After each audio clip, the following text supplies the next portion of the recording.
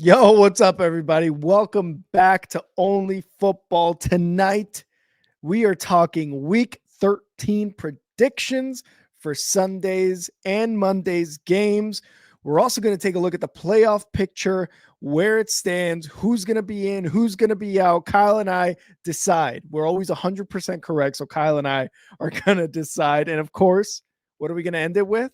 Well, we always end it with the chives with Kyle. Let's get it.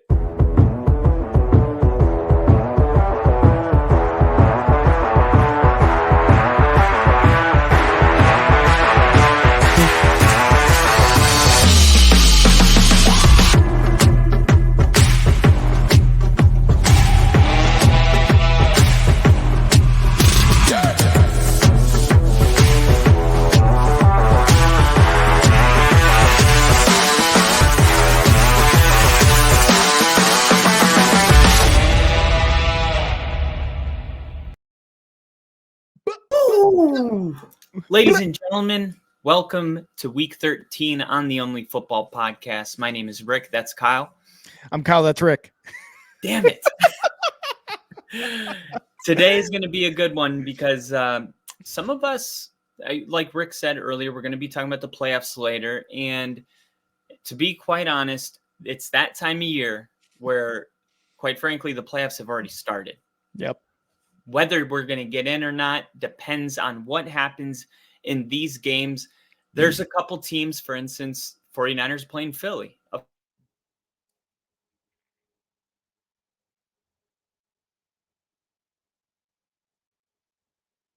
Kyle? Did you hear me?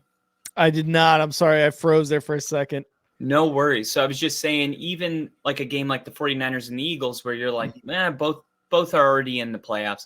Yeah, but seeding is still up for grabs, right? Yes, Cowboys got a 100%. big win tonight, so they're one game back. Philly's got a tough game. That's just one example. But there's playoff games all over this schedule. And we're going to start with a game. I'm actually happy about this. Let's start with a game that's not a playoff, right? They say to save the best for last. And the opposite of that is probably this. The Chargers are going to New England to take on the red-hot New England Patriots. Patriots are 2-9. Their worst record since 1992 when they finished 2-14 on the year.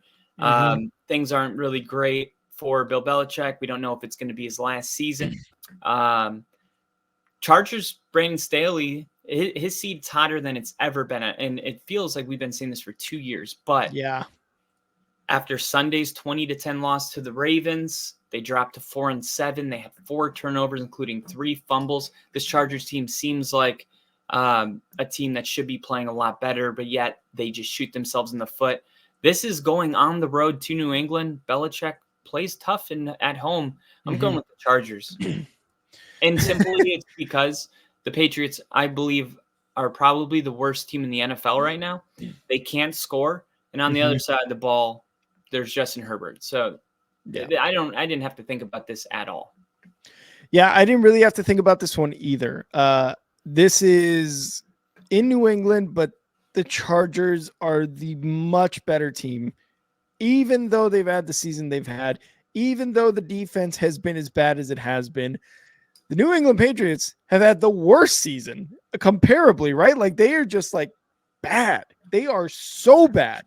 And that's with a veteran quarterback. Well, veteran quarterback in number of years, right? Like we're looking at the worst seasons. We're looking at Carolina. We're looking at Arizona, right? But Kyler Murray's been out. You got a rookie quarterback in Carolina, and you get over here to the Patriots, and you're like, oh, no, this is actually the worst season because they have an established team. They have a coach who won 6 Super Bowls.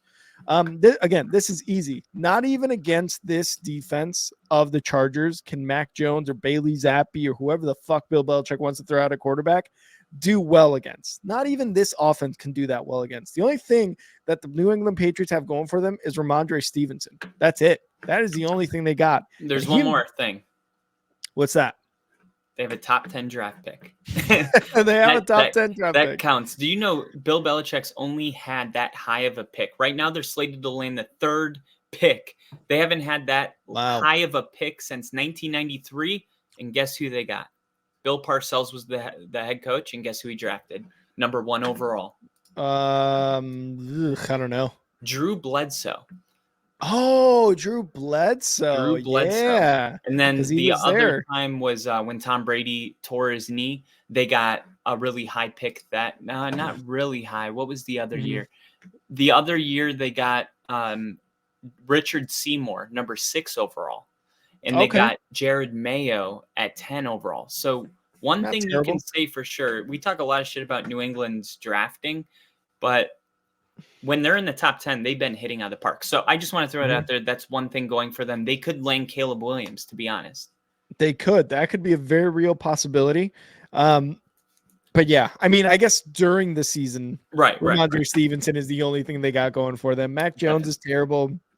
The offense is terrible. You've had people in that offense go down with injuries. You've had, again, Mac Jones not doing anything he did in his rookie year. Bailey Zappi is just kind of just a stop, just like a quick okay, let's try to cause a spark here with Bailey Zappi. The Chargers, again, Herbert at quarterback, much better quarterback, much better established, better numbers, better decision making, sort of, and yeah, the better offense. The only thing is, will his skill players let him down again this week? I'm hoping not. I'm hoping to have like a Chiefs type of week where we dropped a bunch of passes, we fumbled a bunch of balls.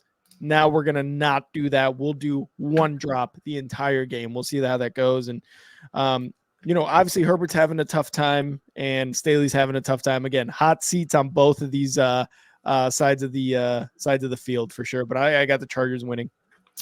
Yeah, I'm right there with you. I mean, the Chargers are charging this whole season away, but New England finds a way to find new depths every single week. When you feel like they've hit rock bottom, they're like, hold my beer. And they may be going with a different starting quarterback. Everything is just pointing Chargers here. And from everything I've seen the Chargers, but in some weird way, I just got to say this. If I don't say it and I'm wrong about this, it's going to kill me. Isn't it just such an NFL thing when we all agree on something for like New England to win 13-10? I don't think it's going to happen. I'm picking the Chargers. Oh, okay. But Belichick at home with the odds against him, I don't know. There's something about that I don't know. I feel like we've been saying that for like 4 weeks now, though. You're right. I mean? That's why I'm not doing it. Why I'm not doing it. Like, I was gonna say, it's just because for my whole life, I'm not used to Patriots looking like a for sure, no go.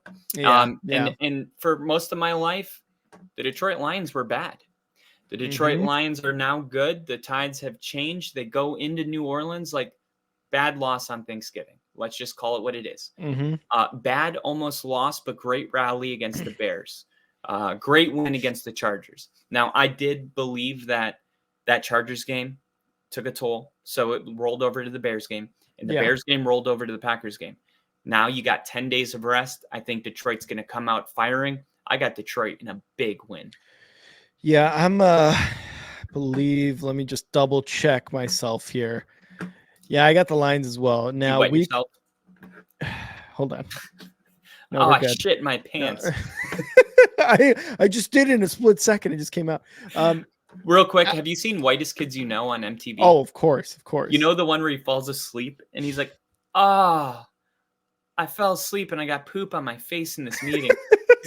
They're in a business meeting and he goes, oh, gross. And he throws it on the ground. And they're like, did you just pull shit out of your butt in the middle of this meeting? I'm sending it to you if you haven't seen it. I need to see that. I have not seen that. Okay. All right. Both of these teams coming off bad losses to division opponents from last week, right? We talked about the Lions and Thanksgiving, New Orleans on Sunday against the Falcons. Both games that I feel like each of them could have won. The Detroit Lions being the one where it's like on Thanksgiving, like, dude, you got to win those games, especially in a season where you're leading the division. Yeah. Jared Goff having a tough time securing the ball, right? Fumbles, interceptions. We go back even to the Bears game. He threw 3, and yet somehow they still won that game. They couldn't do that against the Packers. The defense is becoming a real issue. While we say that Jordan Love has been very good, this defense for the Lions should have been better and should have been better enough to beat him too. That was not the case. So they're struggling on both sides of the ball, really, when you look at the Lions. But it's not anything that should cause total panic yet, I believe. Like if Jared Goff continues to have games like this, then it's like, are you rolling into the playoffs with a quarterback that is throwing more interceptions and touchdowns in the last 6, 7, 8 weeks of the season? Because if so, that's a recipe for a first round exit, right? Now the New Orleans Saints, on the other hand, having a tough time against the division, having a tough time in general. Derek Carr there. Again, I said it last year when they finally signed them. Okay, the New Orleans Saints are for real. They're going to win the division. They've got a ton of talent on their side of the offensive line, or on their side of the ball on the offense. And the defense can be good. They've still got some names, Cam Jordan, right? Like you still got names there who can produce and who can execute on the defense. The thing is, they're having just a tough time on the offensive side. Like you see Kamara, you see Derek Carr, you see Olave, you see all these guys just struggling to make this offense work. And you've seen it a lot throughout the season. They win one, they lose two. They win one, then they lose one. And then it's just so inconsistent. Even at home, these two teams struggling pretty recently in this season. I'm taking the Lions to win it. But if Jared Goff starts to turn this ball over, more than twice, I think the Saints at home can take advantage of that and get the dub. But straight up, I'm taking the Lions unless some bad stuff happens. Yeah, and I think that's going to be the narrative, week in and week out with the Saints, because quite frankly, they're just too talented to be this bad. I mean, as long as we're able to say, if Derek Carr pops off, if Chris Olave has a 150-yard game, if Alvin Kamara gets multiple, like we always will be able to see kind of a scenario where the Saints win at home, but they just haven't been playing like that this year. So I'm right there with you, going with Detroit. Our next game, the Atlanta Falcons going to New York. The Jets opened up Aaron Rodgers' 21-day practice window, which means that the 4-time MVP is eligible to return at any time now, less than 3 months after tearing his Achilles, bro. Less than 3 months. And then on the Pat McAfee show, they were saying now people are coming out saying that he didn't really tear his Achilles, that it wasn't really torn. Yeah, I heard. And Rodgers, it was actually at the very end. So if you just want to fast forward to the last minute, he said, "Oh, if that's what you think, go fuck yourself." Right. I love that quote. I do too. From a person that has been through a serious injury, like there's nothing worse than other people trying to gauge your medical business. Like it's nobody's business what somebody's going through medically. Yeah. Nobody. We only know about it because we saw it on TV. Like, do you really think he would return 3 months after an Achilles? He would attack his rehab like that? But so listen, this is so ironic. He would attack his rehab like that to get back on the field, but he would also fake an injury to not go on the field. What? None of that makes sense. And these allegations, if you want to call them that, are ridiculous. They are ridiculous. But this is going to be an Atlanta win. I think. I think, unfortunately for Aaron Rodgers and Jets Nation, I don't know what you call yourself. I think this season is gone, and I think it would be in Aaron Rodgers' best interest not to return this year. Now, I know I've been pushing it, but I'm looking at the AFC, and I'm telling you right now, it's gotten to the point where even if the Jets win out, I think there's going to be teams with better records. Why risk putting him out there for 2 games? But I know Rodgers I feel like he needs, the greatest competitors, Michael Jordan, Kobe, they always make some kind of enemy in their head. Somebody a make teacher in college, you got to make it personal. I think Rodgers made it personal. So I do think he might need to do this for him, but it's a coach's job to keep a player out of his own way. However, let's talk about the game. Atlanta played a really good game last week. Okay, they got the win against the Saints. Nobody really took Atlanta to win that game. That was a huge divisional game, and I think Riddler had himself a good game. The weapons were getting involved. I don't know. It was one of those games where I was like, this is why I predicted Atlanta to win the division when the season kicked off, because I see the talent. And I don't know if if it was a fluke, but Mhm. if it was, they're going to have another opportunity against a bad offense to win again. But the one thing, the Jets have a really good defense. They are at home. I could see the Jets winning this game. I could see them playing really good D. I could see Bryce Young running the football for 100 yards and maybe getting 2 touchdowns, not asking the quarterback to do too much, and winning an ugly 16-19 game. I'm going to go with Atlanta here, but I would not touch this game.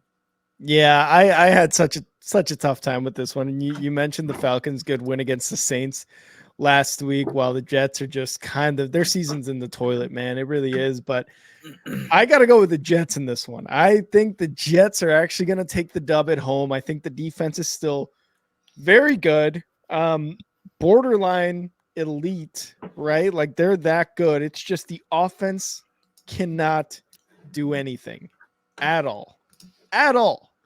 And yet somehow, I think the defense actually wins this game for the Jets. If anybody's going to Wow. put a ton of pressure on the Falcons and on Ritter at quarterback and stop, Kyle Pitts and stop Drake London and stop Bijan, I think it's going to be this New York Jets defense. And I think it's going to be off a pick six that they get a 13-9 win against the Atlanta Falcons.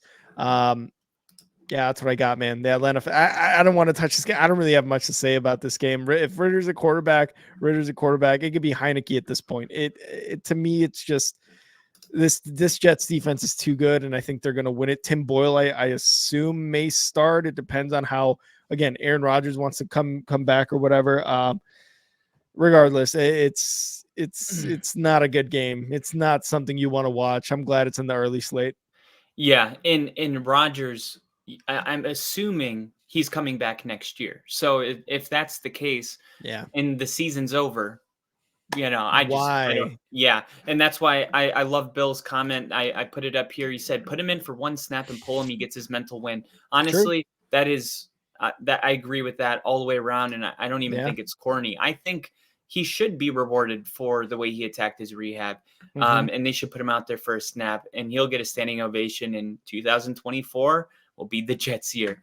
Oh Our yeah. next game is the Steelers. And the Steelers topped the 400-yard mark Mhm. after failing to do so in 59 consecutive games, the first game after firing Matt Canada. Arizona Cardinals on the road going into Heinz Field, Steel City, the Berg, black and yellow. And Black and yellow. Pittsburgh, I guess at this point of the season, we think there might be good. Like the defense is really good. The offense had that one game. I'm telling you right now, the way that Pittsburgh's trending versus Arizona's terrible loss against the Rams, I'm just going to go with Pittsburgh here. I think that Yeah. you got two polar opposite, Mhm. on the spectrum right now. Arizona's looking like a top 5 overall draft pick. Meanwhile, Pittsburgh's playing for the playoffs at home. Pittsburgh. Yeah, I'm also going Pittsburgh here. The thing that I'm looking for in this game too, since we're not really going to do a favorite matchups for this week, is how this offense does the second week after firing Matt Canada. Can they continue to go in that upwards kind of, path of getting over 400 plus yards on offense? Kenny Pickett looking good and getting it to all of his receivers, throwing it over the middle to Pat Fryermuth, getting it to Najee Harris, getting it to Jalen Warren. Warren. Yeah. And being able to kind of what Najee Harris said during one of the media things, he's like making it unpredictable versus making it being super predictable with a Matt Canada offense. So that's what I'm looking forward to in this game, because if they can do that, if they can have 2 weeks in a row after firing their offensive coordinator, where their offense looks a lot better and is gaining a lot more yards, then okay, we know for sure that Matt Canada was a problem. Now we give the rest of the season to this offense and see what they can do with their new coordinator, with their interim, whatever it is they want to do. Is Kenny Pickett for real? Can Deontay Johnson and Pickens be the 1 and 2 in Pittsburgh? And can Jalen Warren and Najee Harris really be a 1 and 2 punch there running back? And can they gain those yards, right? But it really does revolve around Kenny Pickett. Again, at home, Tomlin taking the dub against the Cardinals. The Cardinals on the other side. Kyler Murray looked good again 2 weeks ago, coming back, and then he kind of took a shit last week against the Rams. Did not look good. It did not look good, whatever offense the Cardinals were doing out there.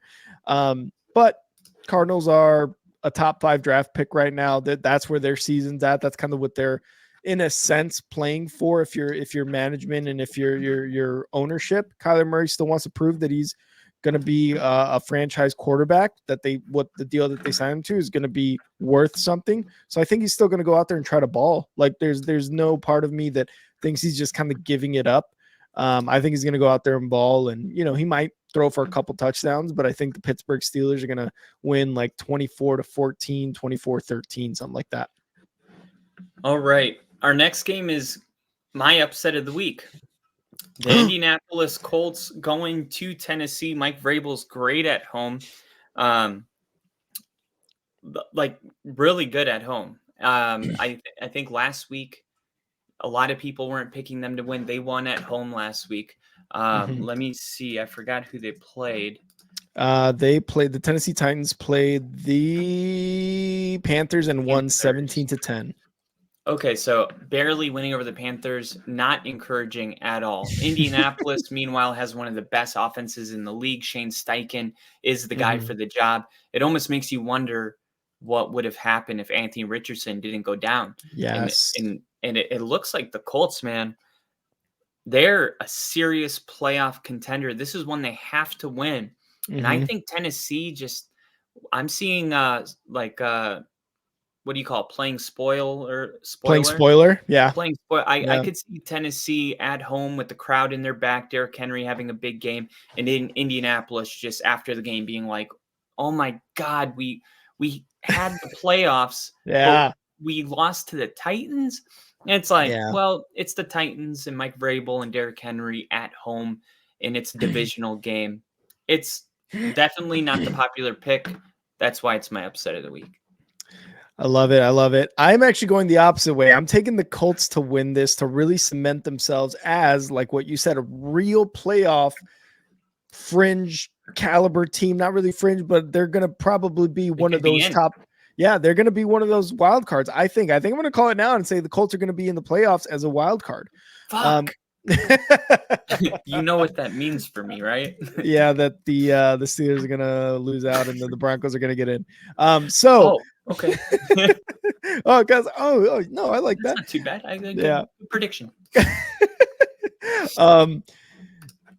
Yes. So I've got the Colts winning against the Titans. I don't know if Will Levis has enough. He did good enough last week against the Carolina Panthers, and we've seen what the Carolina Panthers are. But if the Tennessee Titans can only muster 17 points against the Panthers, whereas the Indianapolis Colts are scoring at will against anybody and everybody, I think this is kind of a recipe for disaster for the Tennessee Titans and their rookie quarterback. I don't know because one thing that the Colts do on defense is they let up a lot of points. We've seen games, high scoring games where they're giving up 30 plus, 35 plus points. But I just really do not think this Tennessee Titans team can put up that many points, even against a Colts defense that in this season has let up 30 plus.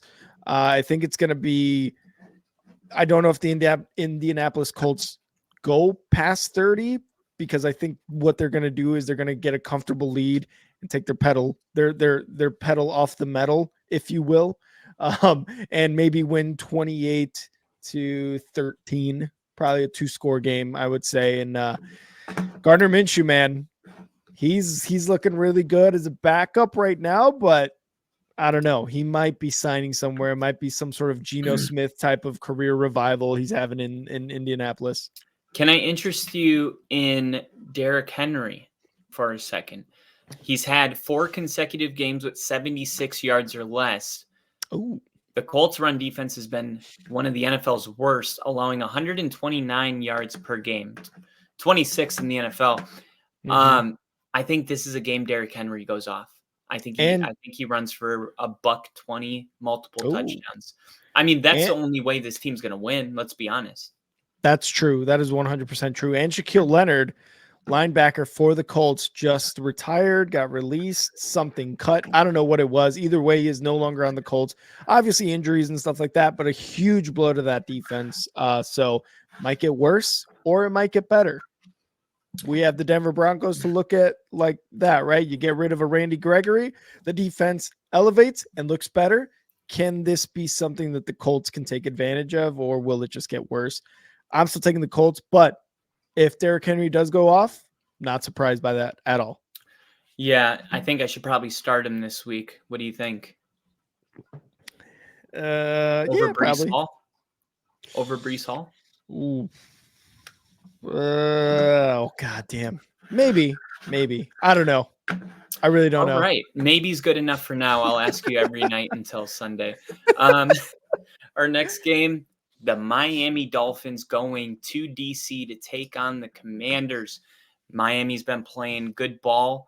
They beat the Raiders, not by a ton, but the Raiders were on a 2-game winning streak when they played that game. I think that was actually a good win, even though some people may not like it.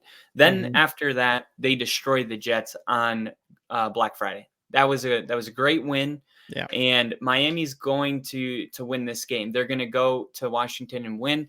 But watch out because Washington has a quarterback named Sam Howell, and he loves to air it out. And I could see Eric Bieniemy and Sam Howell getting into a little back and forth. Miami just lost their best pass rusher, Phillips. Yeah. Tore his shit. Achilles. I'm not sure what it was. Okay, I think Achilles. it's Achilles, yeah. That is a major loss. Who's going to step up as the lead pass rusher? Is it going to be Bradley Chubb? I'm not sure, but I do think missing that piece, Washington may have a little bit more time to throw the ball. I think Miami wins this, but it's a game that leaves Miami fans worried about how good they really are. Yeah, I could totally see that. I could see Howell going 2 touchdowns, 2 interceptions in this game and like 320 yards. You know what I mean? Like I could see this easily being like a 24-21 Miami win. I'm going with the Dolphins 24-21. Miami doesn't put up huge numbers on the road, I believe. They did win. I think they put up 31 last week though. But a Commanders defense. Yeah. And a Commanders defense that just got rid of their defensive coordinator, right? Del Rio, just got fired. Maybe they might be better, right? Like they have not been better, obviously, since Montez Sweat and Chase Young have departed. Such maybe a dumb they can. Firing. Such a dumb firing. And it was one of those firings where they're like, we need to fire somebody. We need to. And it's not going to be Ron Rivera and it's not going to be Bieniemy. So it's got to be somebody. Hey, Del Rio. My bad. Jack's a great coach, man, and he tells it how it is. He's not one of those coaches that just is cliche about everything. Yeah. He's like, no, that guy's not good at this, but this is what he's good at, you know? Exactly. Yeah. So I can see the Dolphins winning this. It's going to be a close game, I think. I think Tyreek gets 2 touchdowns. I think Raheem Mostert rushes for 1. And I think Tua, honestly, I think they might think he might throw a pick here. And I mean, not huge news, nothing out of the ordinary, but I think he could throw a pick here to give the Commanders maybe a chance there at the end. But the defense does stop the Commanders 24-21. Miami Dolphins win in the state capital. Yeah, and we're gonna pull up the playoff picture a little bit later. It is interesting in the AFC right now because you got teams like Baltimore, Chiefs, Dolphins. Those are the really the big 3, and it's like which one of those is gonna pull away from the others. And Miami's really lucky because I looked this up like 2 weeks ago. Dude, Miami doesn't have a tough game till week 17 and 18. Week 17 they play Dallas, and week 18 they play Buffalo, or vice versa. However, before you feel bad for them, they are going on a Washington, Carolina, fucking New Orleans. Like they're going on a nice little vacation here. Yeah. So Miami's, because of the strength of schedule, they're another team that I'm looking at closely along with Jacksonville to see. I do think at this point Jacksonville's probably at a harder schedule. but they're neck and neck. Miami's 8-3, Jacksonville's 8-3, Chiefs are 8-3. Yeah. And who's the other team I named? The The Dolphins. I guess no, Dolphins, Chiefs, and Dolphins, Chiefs, Ravens. Ravens. Yeah, the Ravens. They have a bye week, but I think they're 8-3 as well. Maybe 9-2 actually. Maybe. Yeah, they're 9-2, I do believe, because they're at the top of the AFC. 9-3, 9-3. Okay. What's the guy's name on Joe Rogan that looks up stuff? Jamie. Jamie. Hey, Jamie, look that up. When you were on deployment, I would always be like, "Hey, Jamie, can you look up Miami's record?" And Bill was like, "Fucking." He was like a live Jamie. Hell yeah. I was about to throw back, Jamie, what's Miami's record? Just throw it back. Love it. Okay, so yeah, these games are really important, and Miami is. Do you see a scenario where they end up with the number 1 seed in the playoffs running through Miami? I mean, how high are you on this team? Because they won by 70. Everybody was like, "This is the greatest offense maybe ever," and things have gotten quiet, but Miami's winning. I guess the question is like, where do you stand with this Miami team, and what do they need to do? You know, is there something they could do to raise up their value? I mean, they're going to be a division winner. They're going to host a playoff game in the first round Over Buffalo. Over Buffalo. Yeah, Buffalo's lost last week against the Eagles, while somewhat expected in a sense, like was a real season killer. And division winner killer too. The Dolphins are going to host a game. They're going to be a division winner. Where do I have them in terms of like a 1 through 4? Maybe a 3 or a 4. I think they they're go not to the touching. Super Bowl. I don't think so. They might be. I mean, we really could see a first round exit, or I think we will. You know, they can get to second round maybe, or even I just second round. Yeah, I don't see them going to the AFC Championship. I really don't see it. But in this NFL, it could happen. But I do have them like at a 3 or 4 seed going to the playoffs as a division winner. All right, Rick.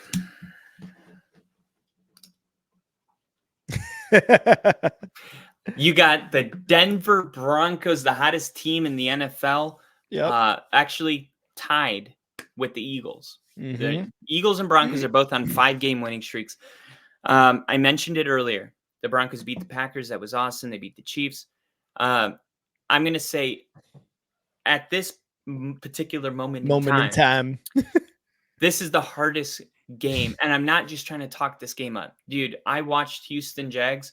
No, Houston is very good. Very good. And CJ Stroud does remind me of Mahomes in his rookie year. And I'm like, he is clearly the best player on the field most of the time. He's going to be up for MVP. He might even win it. Denver's got to go on the road here. They got a tough stretch. They got 3 road games. And really, we're going to find out in the next 2 weeks if Denver's going to be an 8-9 team or if they're going to be a 10-7 team. And that's the difference between making it and not making it. This to me feels like a playoff game because the Texans tied with Denver with the same record, coming off a tough loss to the Jag. If they lose this game, you know, Denver jumps them. This is about as much as a playoff game as you could get at week 13. And you got to just credit the Broncos for turning their season around, man. They're 6-2 in their past 8 games. They've only had nine turnovers on offense, but they have 21 takeaways in their last 8 games. 21 takeaways. There was a hashtag trending on X or Twitter. It said Dirty Denver. I don't know if you saw that, but it's hashtag Dirty Denver. And now that's the I guess the phrase that they are being gifted with because of the way they're playing defense and probably because the guy that's head coach, to be honest. But Denver's defense is playing great. Patrick Surtain's having first team All-Pro again. Surtain or Simmons, you can make a real argument that he's having his best season ever at like 32 years old. 31.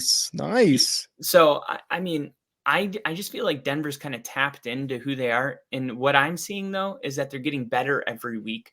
They Mhm. did not they won against Cleveland in the first quarter and never looked back. Right, Yeah. 29-12, a safety, I think three takeaways. Um, this is a team that I think we're all hesitant to go. This is a really good team, right? Yeah. For whatever reason, it's not the opponents that they've played. It's the way they're winning football games. Mhm. Now they beat Cleveland in a different way, a way that we could actually buy in, and it hasn't happened yet. I even have held myself back. They're not in my top 5. This is the game I need, to be totally honest. If Denver goes to Houston and beats the Texans on the road, I think they're going to the playoffs this year, which is Mhm. insane, dude. 1-5 to the playoffs. Yeah. And it's something I've never seen in my life. And this is awesome. Season 2 of Only Football, we are Mhm. witnessing history. This is single-handedly the greatest. If you take the points per game from 1-5 to the winning streak they're on, Mhm. it's the greatest defensive turnaround in the history of this game. Oh yeah. And we are watching it 1 week at a time, and it just continues to surprise us. For me, I'm just along for this ride. You know what I mean? Like, I'm Mhm. getting to the point now where I feel like we're playing with house money. Like, the fact that they already turned it around, like, I don't want to be greedy and be like, I need the playoffs. Mhm. Um, because it's like every time you get something, you want a little more, Yeah. and it's like I'm getting close to where I feel um I guess like closure, or like the season wasn't a loss. Like I feel like, yeah, we didn't win it all. We were never going to, but we beat the Chiefs. We improved every week, and this game is going to really determine. This is a fork in the road. Now Mhm. they could lose this game and still make it to the playoffs, but they also have to play the Lions still. Um, Lions and Texans are the hardest 2 games left. The other ones is Patriots, Chargers, and Raiders. Yeah. They could win those 3, but the Texans and Detroit games, I feel like they're you got to get those, because those divisional games, you can split the series and take an L. Um, this is a huge game, Rick, and I'm a little bit nervous to hear your prediction, because I gotta think, man. If I wasn't a Broncos fan, I'm probably going Texans here. I don't want to, Yeah. but they look great right now. They do look very, very good. I just have questions about how well CJ Stroud will do against this defense. Talked about the complete turnaround the the Denver Broncos defense has done since they got rid of Randy Gregory, right? Like that was really the turning point. That was 100% the turning point, right? Yep. And obviously getting wins on offense. That winning 5 in a row, obviously that fucking helps, right? So I just, if CJ Stroud can get past Surtain, Simmons, the pass rush, then they're gonna win. But I just have a hard time seeing, this is a tough one for me because of that, because of how good CJ Stroud has been, because of how good the Texans team has been really in general, their offense and defense, how good they've been, but also the Broncos are right in a 5-game winning streak in a game where in a stretch where Russ isn't necessarily lighting up the stat sheet, right? In a stretch where you've got Javonte Williams doing everything he needs to do, where you've got the defense getting P. sacks, getting Ryan, turnovers. P. Ryan is huge in the McLaughlin, clutch. Huge in the clutch. Like Sutton, honestly, Pro Bowler this Sutton, year. Cortland Sutton catching touchdowns with tippy toes inside the end zone for like Contested. 3 weeks straight, contested, double coverage. He is that guy. Russ is playing good football too. And that's what I mean. He's still playing good football, and yet he has not had this like ridiculous 320-yard game, 3 touchdowns. He's playing efficient football. This might be one of those games where he finally lights it the fuck up. Oh, God. And can absolutely beat the Houston Texans at home. Kyle, I got the Broncos going 6 in a row, baby. I've got the Broncos 6 in a row. And what's funny is I think this game and I think the 2 games against the Chargers that are left are going to be the hardest games. Let's go. I don't know if the Raiders, I don't know if the Cardinals, I don't know if even the Lions are going to be that big of a match against the Broncos. Outside of these next 3 games, not in a row, but the next 3 games against the Houston Texans and both against the Chargers, those are going to be the ones where if the Broncos lose 2 out of those 3, I don't think they make it. But if they can win 2 out of those 3, even go 3-0 in those 3 games, they're definitely going to make it. I could see them going fucking 12-5, 11-6. Like I could see Could them you imagine they go running the 1-5 table and never lose again? Run the table, as Aaron Rodgers Yeah. say. I want to hit this comment by Quincy Jacinto. What's I up? don't know if we've ever had you in here, but Nope. absolutely a pleasure. Sup, you. boys? Let's fucking go. My Niners are looking like my Niners. Like a future dynasty, your Donkos are looking good. And I'm sorry that you're a Bears. What's up with everybody wanting to call the Broncos donkeys? We're not fucking donkeys. We're a wild, untamed horse. At least people don't apologize for you being a Bears fan. And I'm sorry that you're a Bears fan for Texans because I'm from Denver. But Niners have always been my team.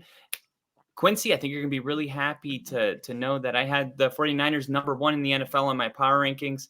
Appreciate you stopping in here. And hopefully you enjoy this episode because we're going to get to a 49ers game that is kind of important. I think you would agree. So Rick going with the Denver Broncos at home and you know, like the way you have to look at it, and this is so cliche, but they keep asking Sean Payton, right? They're like, oh my God, like, are you guys talking about playoffs, blah, blah. And his exact words were, as you know, we've put ourselves in positions where each of these games become increasingly more important, but it's just one game at a time. It has to be that mentality because these are really good football teams. You can't be like, oh yeah, we're going to, you know, and that's obvious, but Sean Payton is the type of leader that this franchise has been desperate for. You know what I mean? And Vance Joseph, man, if I was the owner of this team, I was going to fire Vance Joseph, dude. I was going to fire Vance Joseph after the Broncos game week 4. And this is a great moment in sports to just be like, yeah, I don't know like what the coaches know. Like I don't have all the answers. Like as a fan, you know 70's bad and you know that there needs to be change. But look at that. We got the change and we didn't give up. And Sean Payton didn't fire a guy. He didn't feel pressured. He was like, no, his job's safe. Simple as that. And they were able to turn it around, man. This coaching staff is, I just feel like everybody's bought in. And like you posted, like Russ, they believe. You know what? I don't know what they believe, but I know one thing is for sure. Denver's not favored to win this game. They haven't been favored to win any of their games besides Cleveland.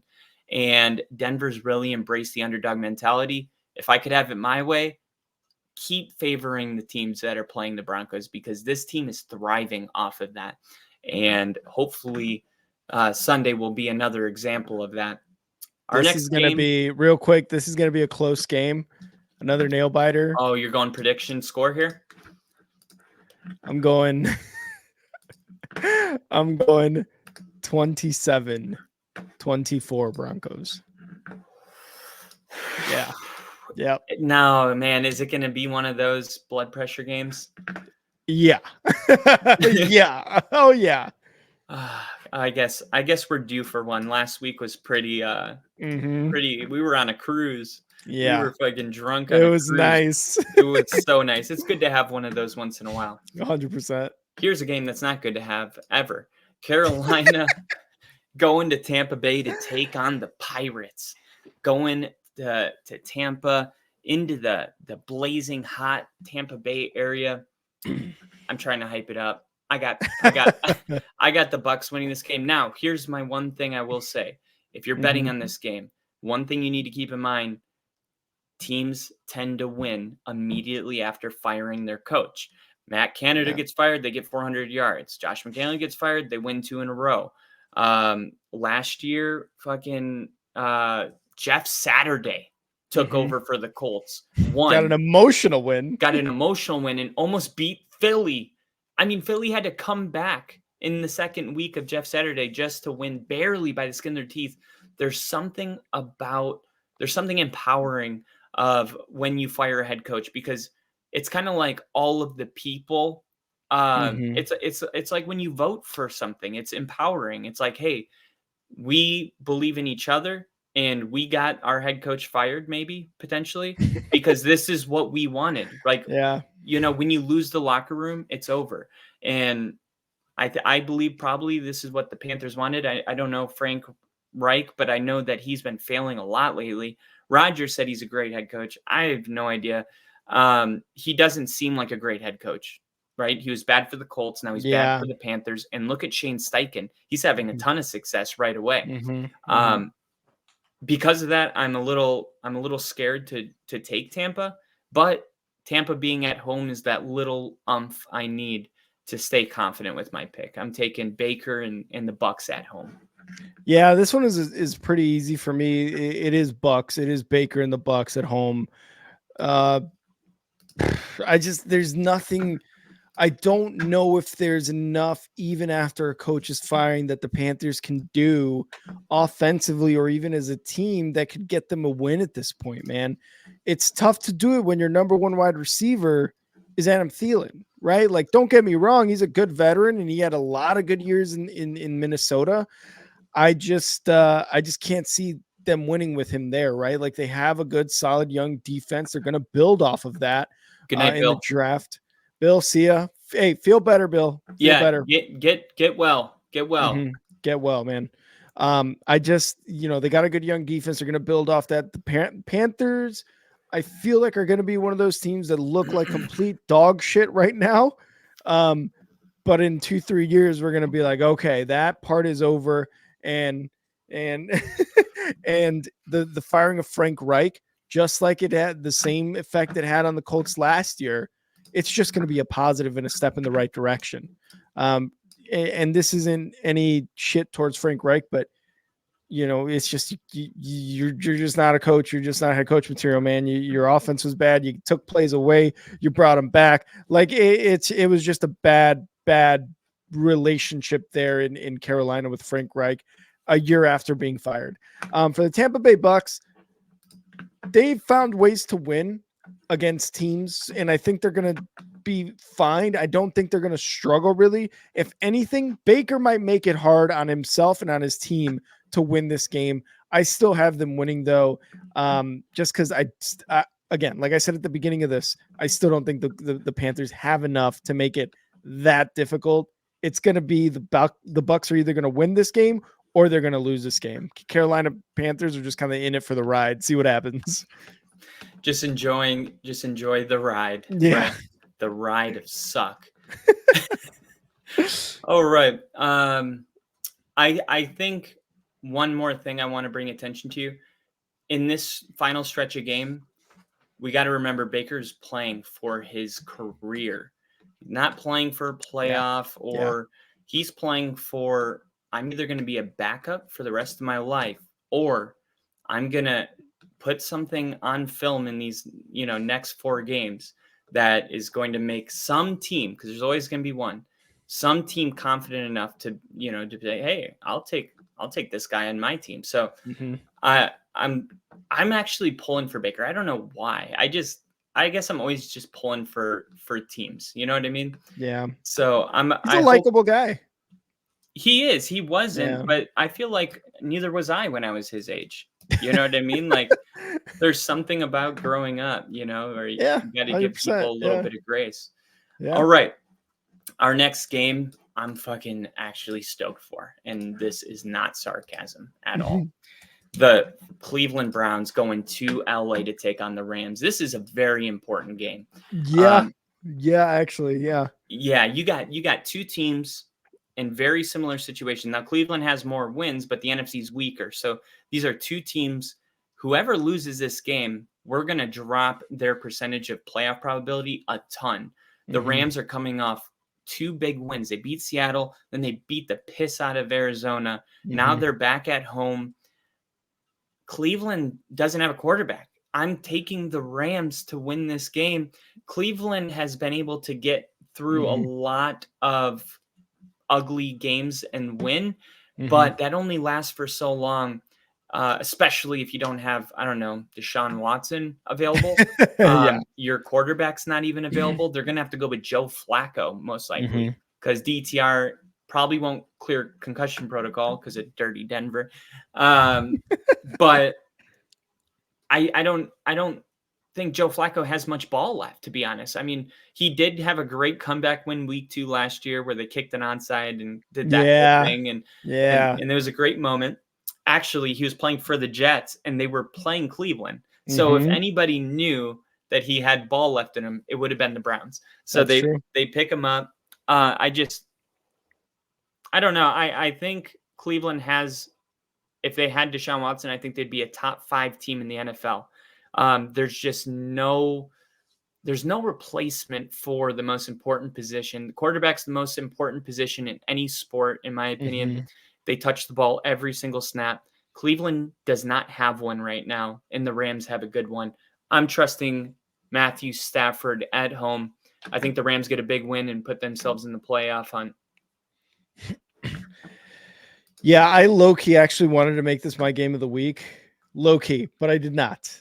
I did not do it because, like you said, this is very much a win and get in, lose. You're looking at where you're drafting. That's kind of what this is, right? Obviously, the Cleveland Browns losing Deshaun Watson, having a really good defense, though, and you're thinking, okay, this AFC North, while tough, kind of can be up for grabs. You lose Deshaun Watson, the Bengals lose Joe Burrow. Now it's really between the Steelers and the Ravens. And, it's really the Ravens division. I can't see the Steelers going in to win it. Regardless, this one is definitely, like I said, a game to see if you can get into the wild card. But I also have to agree, at home and with Stafford, if he plays even half of the way he played last week, they're easily going to beat the Browns. Their defense has been good. It's starting to show some cracks. This Cleveland defense is starting to show some cracks. They've got a lot of playmakers on that side of the ball. But I can't see them winning it with PJ Walker. PJ Walker's won games, but I can't see the Cleveland Browns beating this LA Rams team with PJ Walker quarterback. The defense can do all it can. It's going to get tired if it's on the field for too long, especially when PJ Walker or whoever they throw out there, Joe Flacco, is getting a bunch of 3-and-outs. I got the LA Rams taking this one at home. Maybe 21-10, 21-13. You're just making up a score. Yeah, 100%. 21-10. I actually, that's a pretty good prediction because although the Browns have a really good defense, or the Rams have a good offense, you're keeping the score low because you think the Browns are going to play a good defensive game, I'm guessing. Exactly. But the Broncos scored 29.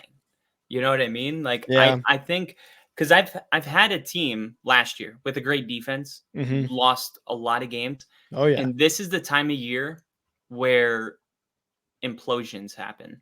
That's what I mean. They're showing cracks, right? Like I still think they can be good. I don't think that these teams are just like mailing it in, but like you said, there can be implosions, there can be missed assignments, there can be, scuffles that get penalties that, benefit the other team, shit like that. And when you say implode, that's kind of what I'm thinking of in-game implosions. All right. Well, Rick, it's time. It's time. It is mother frickin' time to talk about the game that we all showed up here to talk about. A rematch of the NFC Championship. The 49ers spent probably the entire offseason talking about how they could have won the game if they had a healthy Brock Purdy. If he didn't break his elbow, this was our season. And I couldn't believe watching the press conference after that game, watching Kyle Shanahan go, we got to start already talking about additions, the offseason, like to be one game from the Super Bowl. And then 60 minutes later, that you're not playing another football game for, 7 months. This was heartbreaking, especially when you have the kind of talent that 49ers have. They are the most talented roster in the NFL, maybe the Eagles. And this is, make no mistake about it, This is a revenge game. And I think the 49ers, look, this is a far road trip. This is pretty far. Pennsylvania to San Fran's pretty far. And they're jumping time zones and all that. And they're going forward, which is a lot more difficult than going Yeah, backwards. it's a lot more difficult. Those things are going against 49ers, but I actually think all of that stuff is going to benefit the 49ers. And yeah, I think this is what they need. They need to get into this underdog mentality. We're on the road, because it kind of plays along with how they feel about that playoff loss. You know what I mean? It's just it's very fitting that they wouldn't be at home for this game, in my opinion. And I think the 49ers are going to go to Philly and win. And I saw Buffalo play close with Philly. We've seen Washington play close with Philly twice. We saw the Rams play close with Philly. We've seen a lot of teams give Philly a run for their money, but Philly's just so good that it's like the Dallas game. Seattle had their best game, but Dallas is just so good that they end up winning.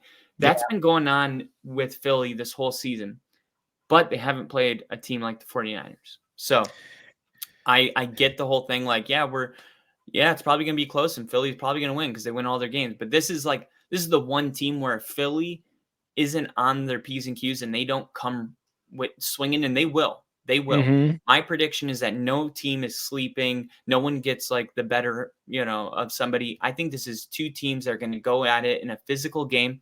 And I'm taking the 49ers 27-24. Oh, wow. Okay. I am dubbing this my game of the week for obvious reasons. It sucks that it's not necessarily like a Sunday night football game, although, the Sunday night football and Monday night football, I feel like it would have been better on Monday night football. This is my game of the week. And we talked about how the Eagles have been winning games. They've been winning them close. They've been coming back in them. You saw last week, Jalen Hurts was not happy at all that they were going into overtime. After the game, he said, I got to do better. We've got to do better as a team. We've got to be able to win this game in regulation. He was mad that they went to overtime and won still. Like, there's no smile on his face. And you want that from your quarterback, right? Like, you want that competitive edge from your quarterback and really from your whole team, right? While you have the kicker celebrating that he got it into overtime, you got Jalen Hurts on the sidelines shaking his head and going, God damn it, why wasn't I better? Right? It's hard to look at that and bet against that.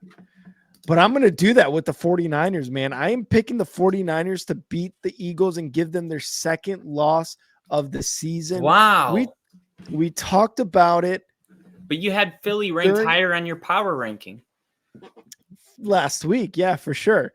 Now, damn. I just, man, it's the 49ers and Eagles. This is insane. This is what we should have had when we had the 49ers against the Cowboys in week 4 or 5, whatever the hell it was, right? Like, this is the game that should have been it, right? Like, it should have been like this. I think they're going to go blow for blow. I think they're going to just punch each other in the face. I think it's going to be a lot of scoring. I can see this game going in overtime. I'm not going to call it in overtime, but I can see this being very similar to the Dallas Seattle game we just saw on Thursday Night Football, where they score 30 plus each, or even the Bills Eagles game last week. Yeah, exactly. And I'm taking the 49ers to win 37-30. I'm getting them winning by a touchdown. 27-20. 37-30. Ooh, 37-30. High scoring game. High scoring game. It also appears that the Eagles may get Lane Johnson back. That's huge for their offensive line, and potentially Dallas Goedert, one of Hurts's most reliable receivers. So this could be really good for the Eagles. I mean, if there was a game to come back, this is definitely the game to come back. And I know that Quincy, you're a 49er fan, so I did want to thank you for being in here. And I see your comments. We can't hit all of them because we got to go through all of these games, but I will hit this one because we just talked about this actually on our recap of the Dallas Seattle game. He said, who do you have for MVP? I say right now, Dak Prescott is going to be my vote. Rick I believe you agreed with me. We didn't really disagree about that. I like that Dak Prescott has been a little bit more pushed to the front of this MVP race in terms of like he's also in the spotlight, but he's kind of been at the edge of it, but he's also been in it. He's like half in, half out for the last few weeks. Whereas I feel like this game against Seattle, everybody's like, oh, all of a sudden he's an MVP candidate. No, he's been an MVP candidate. It's just Cowboys hate. If the season ended today, he's got to. If the season ended today, we're going to learn a lot in the next 4 weeks. It's very close. I still don't think we should like go away from Jalen Hurts. And to an extent, Quincy, maybe some Brock Purdy action, right? Like he's been very good this year. Yeah. So why not give him some consideration? Obviously, you have your Patrick Mahomes. You don't have Josh Allen this time, really. Nope, you don't have Josh Allen this year. Trent Williams should be MVP, and I fuck with. I'm not even kidding, dude. He's 3 good. games. He was gone for 3 games. All the Niners did was lose. Big L's. What happened? Trent Williams is coming back. Destroy the Jaguars. Yeah. On a Jaguar team that was the hottest in the league at the time. I wish I could give the MVP to Trent Williams because honestly, clearly he's the most valuable player in the NFL to some extent. So it is funny because offensive linemen will never win it, but if there was one, it would be him. It would be him because and that's a reason that I hope the entire NFL fandom, NFL fans that want their team to draft a quarterback or a wide receiver or a running back or some edge in the trenches. That's where you win, man. That's how you win football games. That's how you get your talented wide receivers, your talented quarterbacks, your talented running backs. That's how you win, by protecting the quarterbacks and being able to get a very athletic lineman to move that line on the run game, to block a top defensive end, the top edge rusher in the pass game. That's where you win your football games. Look at guys like Trent Williams, Lane Johnson, Kelsey, Joe Thomas, who was on the Cleveland Browns for a long time, just retired and is now in the Hall of Fame, I believe, or going to be in the Hall of Fame. That's where you win football games. That's one of the most important positions. And it does suck that they don't win MVPs when really those are cornerstones of your football team right there, right? Yeah, so, no doubt. And Quincy saying Trent Williams or Brock. There is a third option. There is a third option. How about this guy called Christian McCaffrey, who's fucking dominated? He should be the MVP. A lot of great debate with MVP, and it'll get even better as we go on. Rick, you know what this does to me emotionally. This is a great combo. This is going to make me grab my Packer glove.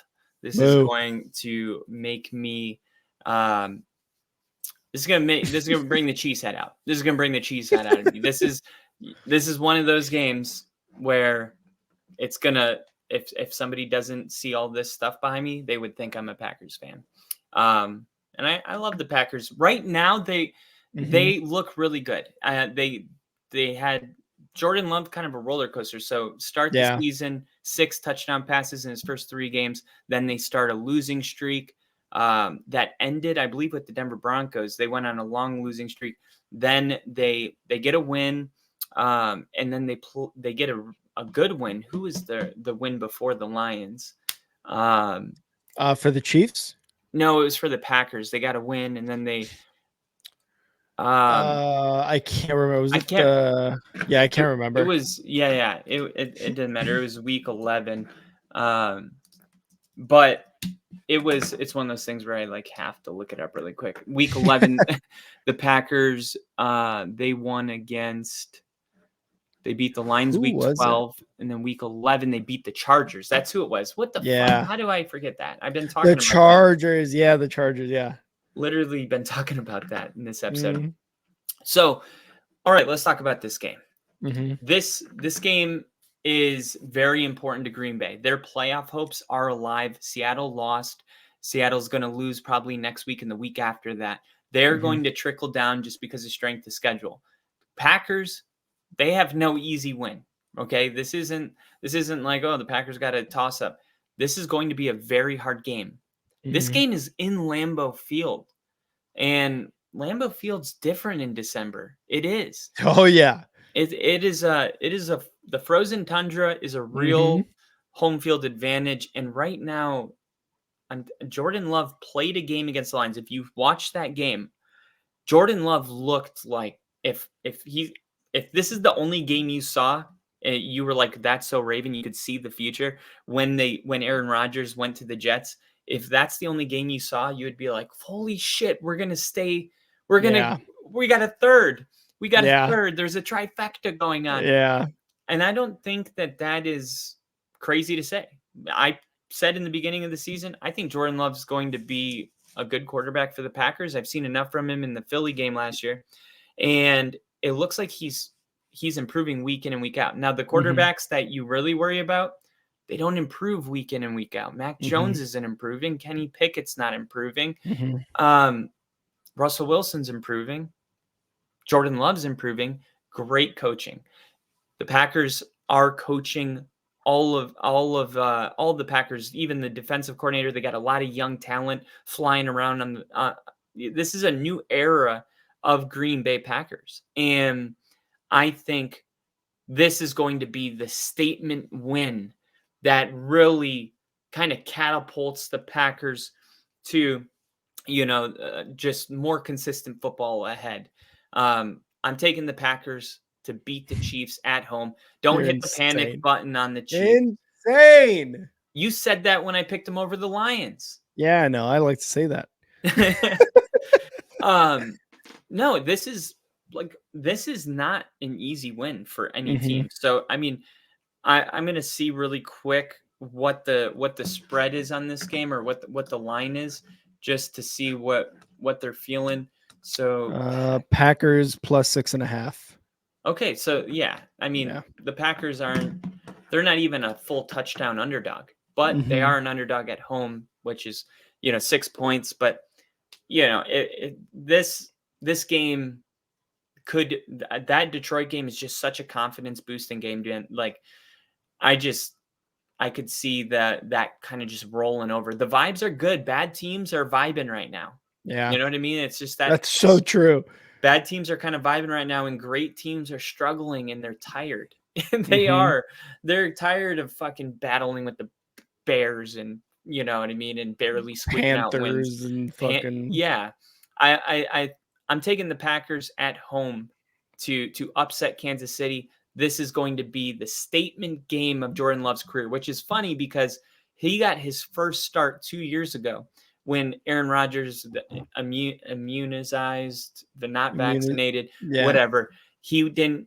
He had to sit out of this game, and Jordan Love got his first start against the Chiefs. And I don't even think he got a touchdown in that game. I think they only scored 3 that whole game, or maybe 7. Oh wow. Tops 10. It was not pretty. It was a Yeah. very ugly game. It would only be fitting that Jordan Love has the exact opposite kind of game that catapults him forward against the team that he sucked when he first came out, because that's the NFL. You get better every week, and it would be a big reminder not to sell all the stock when a young quarterback is developing. Um, Mhm. there's a lot to love about this game. I was saying, why don't they put the fucking Eagles and 49ers on Sunday Night Football? I still would make that switch, but I'm not mad about this game at all. And Lambeau on Sunday night's going to be fucking up. It's a place to be. Look, I hate the Packers. But Lambeau on Sunday Night Football against the Chiefs, this is a good game. I don't care who you are. I don't care if you don't have a hatred or a love for the Packers or the Chiefs. If you're in between and you're just like, well, why not the Eagles or 49ers, right? Like, would you make the switch? Yeah, probably, because both of those teams are very, very good. But this game is still a marquee matchup, especially with where they're at, right? At Lambeau in December. Like you said it, Kyle has been there. Kyle has been at Oh yeah, Lambeau. He has been there. He three knows the times. energy. Yeah, 3 times. He knows the energy that's there. I have not been, but I can see through the TV how much of a effect that does have, especially on prime time. Jordan Love and the Packers, their offense has been reignited. After last week, they got Christian Watson involved, Romeo Dubs. Their running backs went down, so it was almost like he had to throw some more to kind of get that spark in the passing game, right? So Jordan Love and that offense has been doing really well. The defense on the Packer side, by the way, doing really well. They did benefit from going against Jared Goff, who's been struggling as of late with those turnovers, with those fumbles. So they benefited from that. Hey, that's a nice little confidence boost, right? So let's really not just say, yeah, anybody could get a bunch of turnovers from Jared Goff. No, it's still a confidence boost if your defense can do that.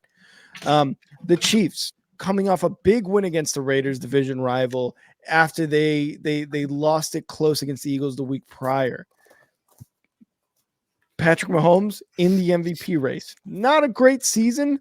Again, we've talked about it plenty of times where the defense for the Chiefs is really, I would say, more or less the glue that's holding this team together. You can't say it's Patrick Mahomes. He's having a down year. Even Travis Kelce sometimes has had some really bad games, and you've seen drops from the receivers, and they're improving on that. With all that being said, give me the Chiefs 27-16 against the Packers. Give me the Chiefs 27-16. There's a lot of doubt. Obviously, there's always those games where Patrick Mahomes, we're like, he hasn't been playing that good. I don't know if he's going to win this one. You've got to trust the results, trust the process with the Chiefs and what they've been doing. This defense is going to have a pick six against Jordan Love. Jordan Love is going to have a very, very good first half, get a touchdown, lead them down to some field goals. And then the second half is where I believe the domination on the defensive side for the Chiefs begins. And they really bring the pressure on him. And Jordan Love is still going to look decent, but he's going to get shut down in that second half. I can respect it. I mean, what did I expect you to do? Come out here and be like, I got the Packers over the Packers all day, baby. Yeah, not happening. This is I wanted to look this up before I make the switch here. Because we got I got the date. All right. We got the Cincinnati Bengals going to Jacksonville to take on the Jags. This is going to be Monday Night Football. The Jaguars haven't played a Monday Night Football game since 2011.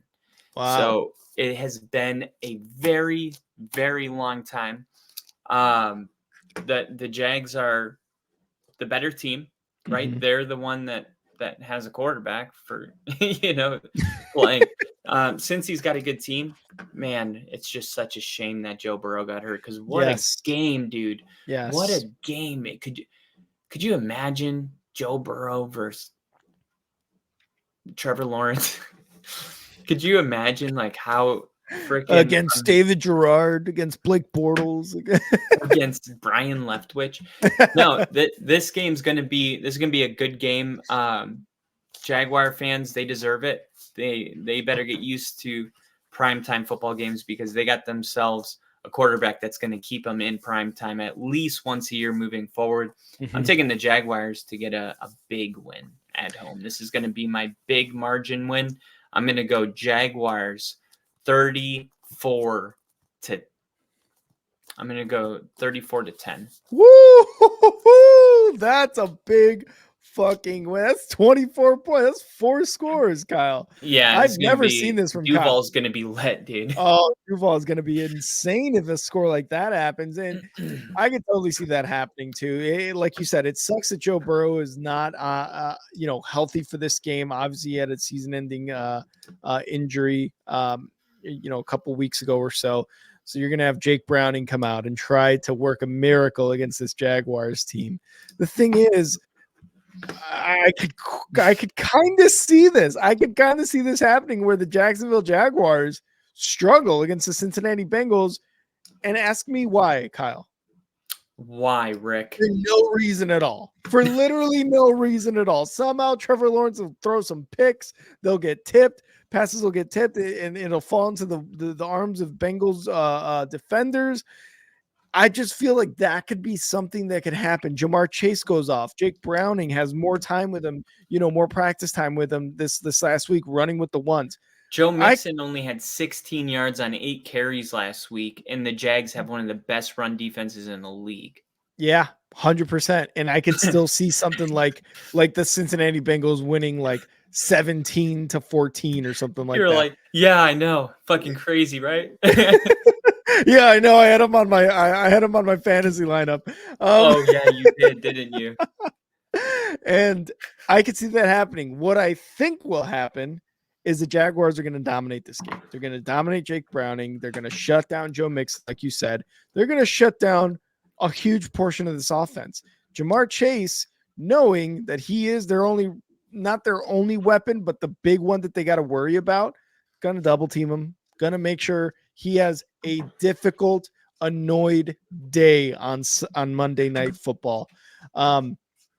So I've got the Jaguars winning this one. It really isn't that difficult. I don't know if I have them winning 34-10, but I've got them winning by at least 2 scores, whether that be 10 or 14 points. In Jacksonville, so I grew up in Jacksonville. I moved to Jacksonville when I was 8, and I stayed there until I was 17, and then I moved to Miami until I was 23. Liar. There's a chain restaurant called Tijuana Flats. I don't know if you guys have ever heard of it. No. It's all right. Liar. It's good.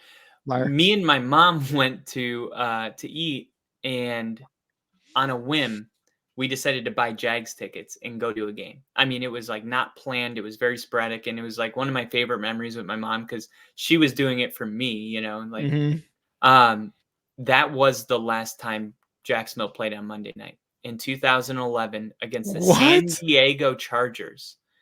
Wow. I was at that game. Jacksonville lost, and I remember my mom saying something, and she doesn't even remember saying this because I talked to her about it earlier. Yeah. I said, do you remember telling me it's just so sad because you can tell that the fans, they want to get into it. Like they're trying to get loud on third down there, but the Jags are just giving them nothing. You know what I mean? And they're just so defeated by the end of the game. Oh, that sucks. And it was so true though. Like I looked around and I'm like, I see all these people that just, they want to get into it, but there's just nothing to get into. Deflating feeling. It's a very deflating feeling. This time around, the Jag fans have something to be into. They have something to be happy about. They have a franchise quarterback. Mm-hmm. I think this game is it's so cool for the Jaguars organization in whole that they're playing important games on prime time, and it's really just great for the city of Jacksonville. And I'll always have love for them. They put me on the field. They did. Broncos didn't. The Jaguars did. Broncos didn't. I didn't ask, but you did. No, I didn't. The Jags. You did. I did actually like 4 years ago. They were like, no, Air Force only. And I was like, fuck you. You fucking nerds. Navy has more planes. So yeah, this is going to be a good game and good vibes all around Duval. I think they get a big statement win. Love it. Rick, that is the end of our week 13 predictions. Let us know in the comments. We agreed with every pick. Yep, you guys agreed with all of our picks, even though we didn't. Packers, Titans. Those are the only ones we disagreed on. Yeah. Let us know in the comments which one you guys disagree with us on, and what you think the biggest game of week 13 is. Let's move now, Kyle, into the playoff picture as we kind of gear up. Again, week 13, we've got 6 weeks of football left. It's a sad day. It brings a tear to my eye because this is literally our life. So when it's over, it's like, what do I do now? Go and touch grass outside, I guess. But we're going to take a quick look at the playoff picture and what it looks like. So Kyle, let's get right to the top. Who are our division leaders right now? All right. So starting at the top, we got the Ravens. They're a division leader, but we're going in order from 1 seed down. So the Ravens have the number 1 seed. Then we have the Chiefs, number 2 seed. Jags at 3. Miami at 4, and I agree with you. I think Miami's going to lock that up. Steelers at 5. Now we're in the wild card spots. There's only 3 available right now. Mm-hmm. If the season ended, it would be Steelers, Browns, and Colts. On the bubble, Yep. you got the Texans. Yep. Okay, so Colts are 6-5. Texans are 6-5. Browns lose to the Rams. Texans beat Denver. Texans are in the playoffs. Colts lose to Rams, or Browns lose to Rams, and Broncos beat Texans. All of a sudden, Denver moves up into the scenario a lot closer because they would have a one game. Because this might come down, this Denver Broncos and Houston Texans, this might come down to head to head. You know what I mean? Like if they both end with a 10-6 record, this head to head is going to be who gets in. So what we'll do the AFC first. I don't want to mix conferences. Yeah. What do you think about this this AFC picture? What do you think stays, and what do you think changes? I think there's only 2 things that really change. I think it's probably 6 and 7 seeds. So, do you see a scenario where the Colts? I think you picked them today, right? You said they're going to cling on to that 7 seed, or or the 6 seed, but the Browns are the team I believe you have going out. Browns are going out. Browns are not making the playoffs. They just aren't, man. They are not making the playoffs with 0 quarterback. Their PJ Walker, DTR, whatever it is you want to call it. The Steelers are a very interesting choice, right? We talked about what they have to do in terms of offense to show us that, hey, firing Matt Canada was the right decision, right? These are the next few games. They got the Cardinals, the Patriots, the Colts, the Bengals, the Seahawks, and the Ravens. The Ravens, the Seahawks, the Colts, those are going to be some tough games. Now, Which the Cardinals, this is the Steelers schedule. Okay, the Steelers. They're playing the Cardinals week 13, 14, 15, 16, 17, 18. Now, 17 and 18, that's when they play the Seahawks, and that's when they play the Ravens. Ravens by week 18 will have the division wrapped up, so they may or may not play starters. It's going to be difficult. The Steelers may win that game, although those are still going to be tough no matter who's running in the Ravens team there. Seahawks going to be a tough game. Cincinnati Bengals, again, division foe, still going to be a tough game. The Indianapolis Colts, I have a feeling they're going to lose that game. And again, the Patriots before that, after the Cardinals in week 14, they could probably win that game. But again, they have to prove what they can do offensively.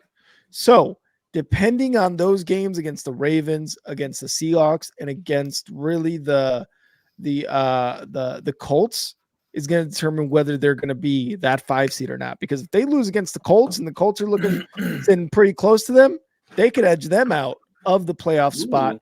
That could be a Colts are now a 5 seed versus a 7 versus a 6.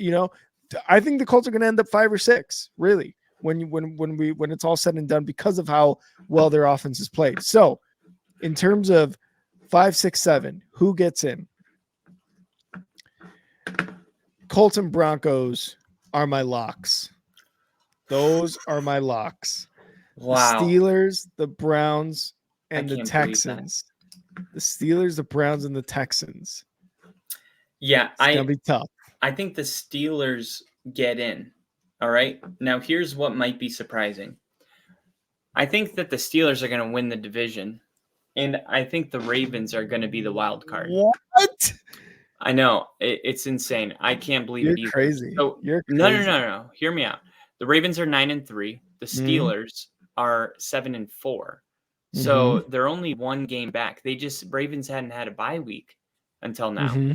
So the Steelers are only 1 game behind the Ravens. Let's look at the Steelers for a second. They're 2 games. They're 2 or 3 games. No, just 1. Really? Yeah, the Ravens have 3 losses. Steelers have 4. Yeah, but how many wins do they have?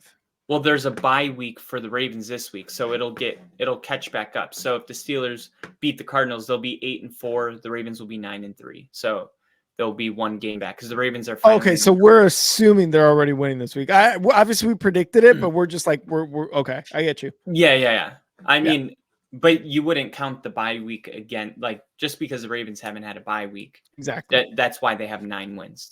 I mean, I'm not going to assume that the Cardinals are going to beat the Steelers either. At this point, I'm just going to say Steelers, they're a game back, so they need the Ravens to lose, and of course they need to win. But like you said, the Arizona Cardinals is probably a dub, and then we continue looking ahead, and then Patriots and Colts. Okay, so they beat the Cardinals, they beat the Patriots. What about the Ravens? These are some easy games for the Steelers. The Ravens, they're gonna win.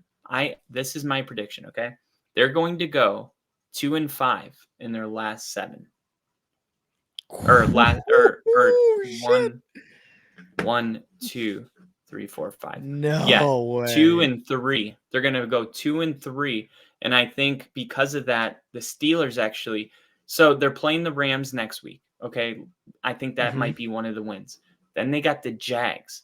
The Rams are going to be playing for the playoffs at this point. If they win on Sunday, this is going to be a playoff game for the Rams.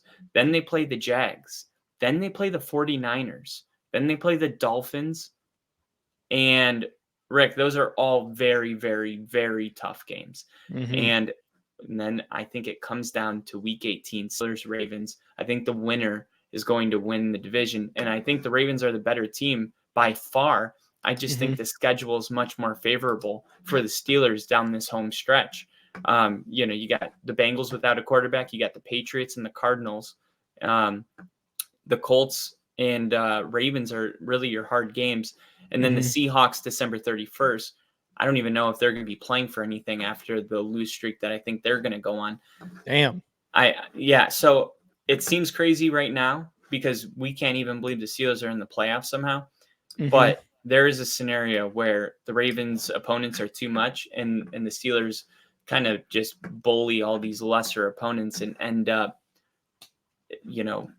beating the Ravens week 18 to take the division. The Ravens become the most dangerous wild card team.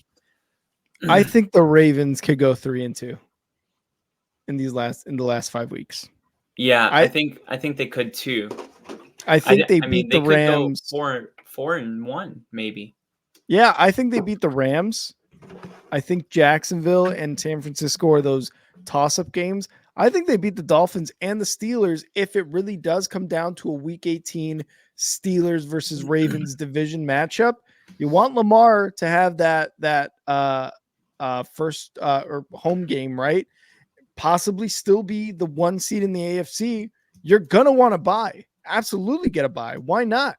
Especially after a tough game that you play against the Steelers. Why not have that buy? That's gonna help you out really in the long run. But the Steelers, the thing with the Steelers is, and you can make an argument for the Ravens, the Steelers are unproven in offense. Their defense is good, but even their defense has been like, what the fuck just happened in certain games, right? Like you look at it and you're like, I thought they had TJ Watt. I thought they had this really good defensive team, right? And somehow they got a bunch of points scored on them, whatever. But their offense is unproven. They fired Matt Canada, and like I said before, can they continue to do better on offense now that he's gone? That is yet to be determined. But they've been winning games somehow, and they obviously beat the Ravens earlier in the season on a very not boring, but it was a very unexpected type of low-scoring win. I still have the Ravens winning the division, but if it does come down to a Week 18 matchup for one of the division winner and possibly even just a playoff spot, which if you're battling for a division, I feel like you probably are battling for a wild card regardless. I think the Ravens take the dub. Yeah, and for the Texans, their remaining schedule consists of the Browns, the Jets, the Texans twice, or the Titans twice. I mean, look at that.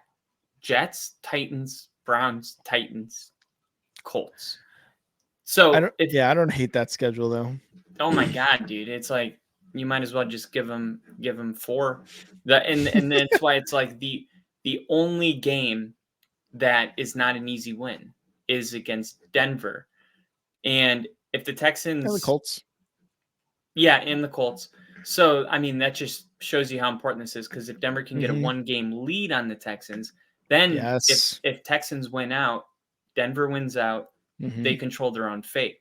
Mhm. However, if Denver loses this game, you're going to be cheering for the Jets and the fucking Browns and Titans. No way, dude. You don't want to be in that boat. So, Texans, really favorable schedule. And it's so favorable. I have to put them in. I just don't see them losing more than one of those Yeah. games. Yeah. But this might just be one of those years where, because Texans, if they win out, they'll be what, 11, and they would, if Denver beats them, they could still finish 11-6. Mhm. Does that sound right? 11-6. Yeah, Yeah. that seems like that's definitely a playoff team. Mhm. The Browns are probably going to be that team that come out and start losing, and man, the Steelers are a lock. Assuming if the Ravens switch, then it's the Ravens, but it's Steelers or the Ravens at 5. Yeah. At 6, I think it's going to end up being the Texans, and then I can hope Denver's at 6 and Texans are at 7. But luckily for Texans and Broncos, Colts are 6-5. So all these teams right now are tied. Yeah. And I just don't know if the Colts are where the Texans are right now with Gardner Minshew. Mhm. So yeah, that's the AFC. I know we didn't talk about the Bills, but we They're should. The Bills they're are, yeah. I was gonna say they're the only other wild card of the wild cards. They are that team where can they will themselves into the playoffs off of winning out or whatever. They've got a tough schedule too, but let's not count the Bills out, even though I feel like a lot of people have, and I think I myself have even fucking counted them out. yeah, not yet. Yeah, not yet, not yet. But I have a hard time seeing the Bills get in the playoffs, even at a wild card. Yeah, yeah. I mean, they're gonna have to win out. Let's just call it what it is, and that's Yeah. gonna be tough with that schedule. For the NFC, Eagles are the number 1 seed right now. They have a 2-game lead over the 49ers. That could be a 1-game lead with a win in Yeah. Philly on Sunday. That's something I'm going to be monitoring. Just real quick, for the Eagles' remaining schedule, they're going to play the 49ers, then they play the Cowboys, then they play the Seahawks. Mm-hmm. Okay, but then they're going to finish with the Giants twice and the Cardinals. So I think they end up in this next 49ers, Cowboys, Seahawks. I think they go, I'm going to say 2-1. I'm going to say at worst they go 1-2. Yeah. At worst. So that would only add 2 losses. So they would still end the season with a 14-3 record. Mm-hmm. 49ers, if they win out, they'll be 14-3, but they'll have that tiebreaker over the Eagles. So Yep. this game is basically who's going to be the number 1 seed. And don't forget about the Cowboys. They're lingering. Number 3, we got the Mm-hmm. Lions. The Lions are definitely going to win the NFC North. No debate Yeah. about it. And they only have 3 losses. I really think they're going to have a very big win over the Saints, and that might catapult them into I don't see the Lions going over the Eagles or the 49ers. No, not at all. I think they stay at number 3 for the entire rest of the year. Yeah. I think they stay there. Number 4, In terms of NFC, yes, 100%. yeah. Number 4, Atlanta, because they got the win over the Saints. They are right now with a losing record, first in the NFC South. They're playing the Jets this week. That's probably going to end up putting the Falcons at 500. And then here, the Cowboys land 9-3, a wild card team right now because of the mother effing Eagles. Yeah. The Cowboys could end up being the number 1 seed in the entire NFC. They could end up winning their division, or they could stay put. I think probably they stay put, but it wouldn't surprise me. the way they're playing if they string together some wins Mm-hmm. against those upper guys. And then the Vikings, they are on a I guess a losing skid, right? They lost to the Broncos, and then I believe they lost the next week So the Bears. to the Bears, and now they're on a bye. I think the Vikings are going to continue to lose. The Seahawks, 6-6, they're clinging onto the 7th seed. They got the Cowboys next week. I think that they're going to tumble out. So what I see in the NFC, and then I'll switch to you. There's only 2 spots available, 6 and 7. And by the way, I think both of these spots become available. Green Bay right now is 1 spot out of the playoffs. If they win against the Chiefs, they would go into, I think, the 6 or 7 seed. Mm-hmm. So that becomes a huge game. The Rams are right there with Green Bay. Exact same scenario. Both the Rams probably a easier opponent playing the Browns. Definitely an easier opponent. So I actually think Green Bay can lose this game and still make the playoffs. I just know that it would be like, okay, well, you have to win out. It would be like that. So this becomes a huge game on Sunday night for the Packers' playoff hopes. When you look, and then we got the Saints right here, just 1 game out. I don't want to leave them off because this division, fuck, dude. I mean, it's anybody's division to take. Yes. And then we get to like the Giants, Bears, Commanders, Cardinals, and Panthers. Giants are climbing. They're on a 2-game win streak. They have a bye week. Somehow. In this conference, never say never. That's the way I look at it. Like the Bears could win out and go 10-8, or no, 9-8. Mm-hmm. That might be enough. That might be enough. Because I think the L's are going to pile up here, not just for like, I think all of the NFC, because remember the AFC is so much better. That the AFC has such a dominant record over the NFC. So the Vikings and the Seahawks, Packers, Rams, I could see all of these teams just kind of struggling, win 1, lose 1, win 1, lose 1, and your wild card teams have losing records, and it's just it's a weird year. The AFC is loaded, and that's why all these teams are 6 and 5, and then the NFC is probably going to have a couple wild card teams, 7 and 8 seed, that are going to have losing records potentially. Maybe not. Maybe they get in at 9 and 8, or but I just don't see any of these teams like winning out, if that makes sense. Yeah, and for me, the NFC is, it's not as simple as the AFC, right? Because the AFC, I'm more or less like those division winners, the division leaders right now, 1 through 4, it's a lock, right? Whereas the NFC, 1 through 3, they are a lock. When we get to the NFC South, the Atlanta Falcons, that division is going to end up either in their hands or the Saints' hands. That's the only division I could see flip-flopping at the end of the season, from here to the end of the season. Now, when it comes to wild cards, Cowboys, they're a lock. No doubt about it. They're going to be the 5 seed. Like, there is just no doubt about it. 6 and 7, Vikings, Seahawks. Vikings, like you said, those losses are coming in bunches right now. You got the loss against the Bears. You got the loss against the Broncos, right? The Bears being probably one of the ones you really wanted to get to really have you at 7 and 5 right now, and maybe in a more comfortable position. And they have the Lions twice. The Lions twice still. And I believe Raiders they have Bengals sprinkled in there, but Lions twice and Packers. Then Packers. Yeah, those division matchups are going to be tough. So the Vikings, I can see out of a wild card.